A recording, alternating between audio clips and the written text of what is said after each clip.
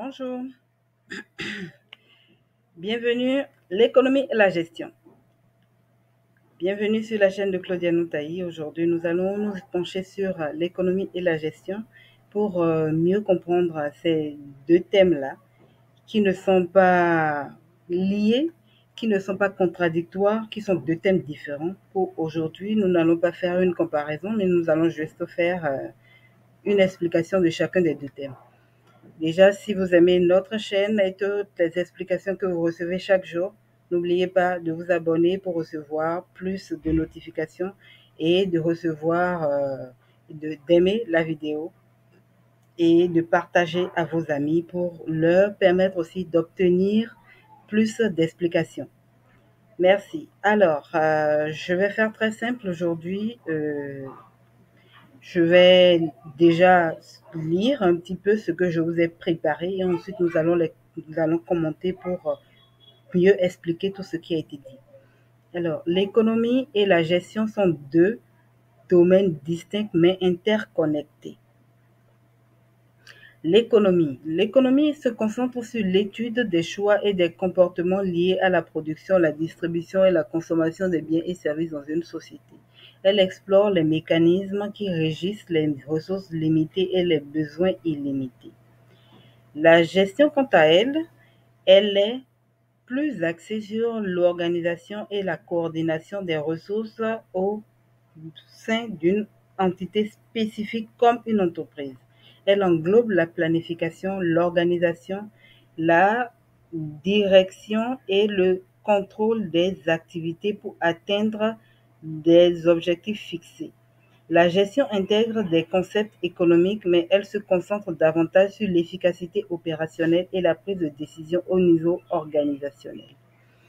Alors, venons-en maintenant aux définitions et aux explications. L'économie, qu'est-ce que c'est? L'économie, c'est un agrégat. L'économie, c'est une science. L'économie, c'est une étude qui vient vérifier, vient analyser les données macroéconomiques et microéconomiques. Macroéconomique, c'est-à-dire qui vient vérifier les données au plan national, au plan étatique, au plan régional, au plan international. Microéconomique qui vient vérifier les données par rapport à l'individu lui-même, à l'individu interpersonnel ou par rapport aux entreprises individuellement vues, mais toujours au sein d'une société vue ici comme une région, comme un État, comme un pays ou bien comme une région, comme un continent par exemple. Alors, l'économie vient vérifier le niveau de consommation, le niveau de production d'un pays.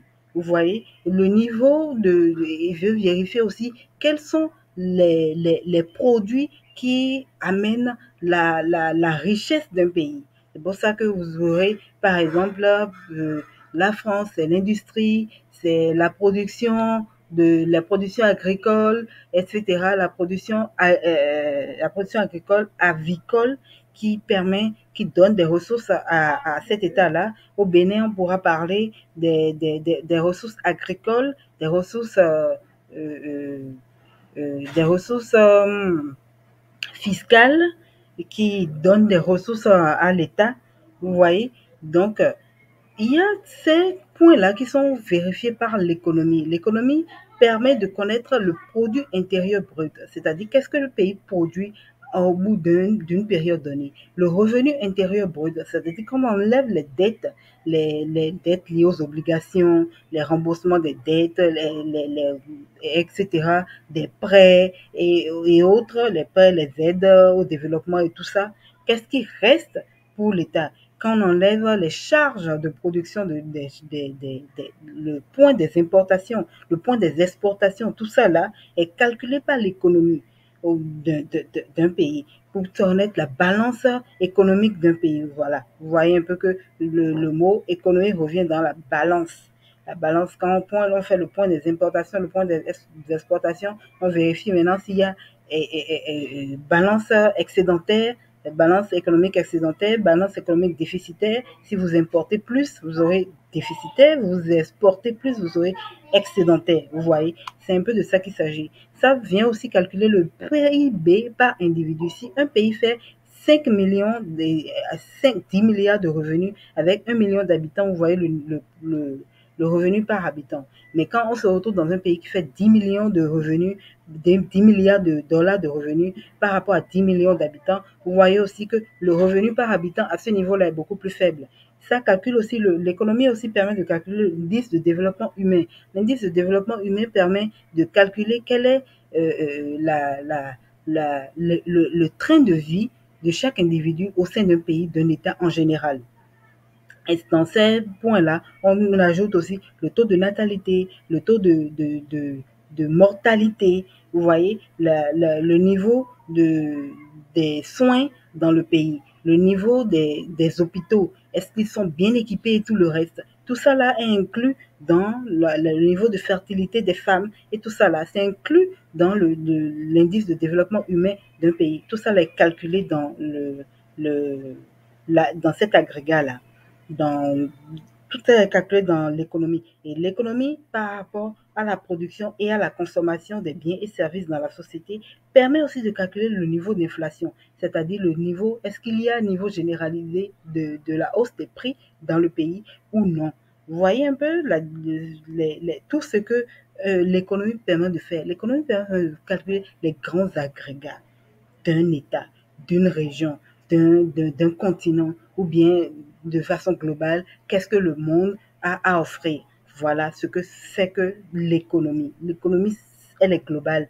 L'économie, elle est globale. Ce n'est pas seulement l'économie quand on dit, ah, je fais de l'économie, j'ai gagné 10 000, j'ai dépensé 5 000, il me reste 5 000, j'ai fait une économie de 5 000. Ce n'est pas de ça qu'il s'agit ici. Ce n'est pas l'économie individuelle, l'économie en termes d'épargne, l'économie en termes de gains financiers, de ressources financières épargnées. Ce n'est pas de ça qu'il s'agit.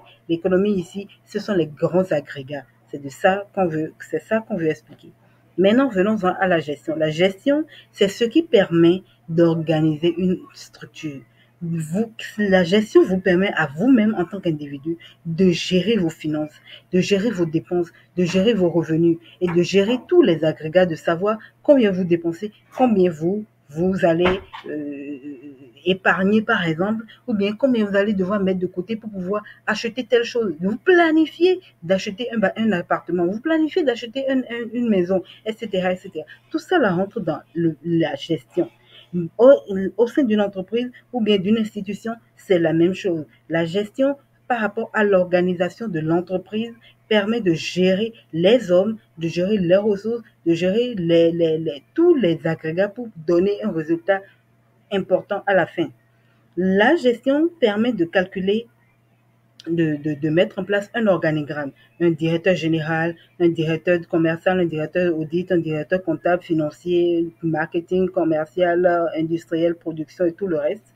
La gestion permet de planifier, de faire des budgets, par exemple, sur une année pour savoir qu'est-ce qu'on va dépenser, quels sont les points clés qu'on va utiliser sur lesquels on va dépenser au sein d'une année, au cours d'une année, et de les comparer au final par rapport à ce qui aura été fait effectivement.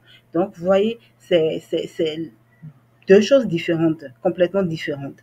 Ça permet d'organiser. Donc, grosso modo, je récapitule. La gestion permet d'organiser une structure pour obtenir des résultats efficients et pour obtenir des résultats financiers probants, exceptionnels, alors que l'économie permet de gérer, d'étudier les comportements et les résultats des comportements de façon globale au sein d'un pays, d'un État, etc. Merci de m'avoir suivi. J'espère que vous avez aimé. N'oubliez pas de vous abonner et de liker la vidéo, de partager à vos proches pour qu'ils profitent aussi de cette explication-là. N'oubliez pas d'aller d'aller vérifier mon livre, L'audit et le contrôle interne à la colonne vertébrale de l'entreprise sur Amazon, de trouver ma formation sur l'audit pour les débutants sur Udemy et à très bientôt. Merci.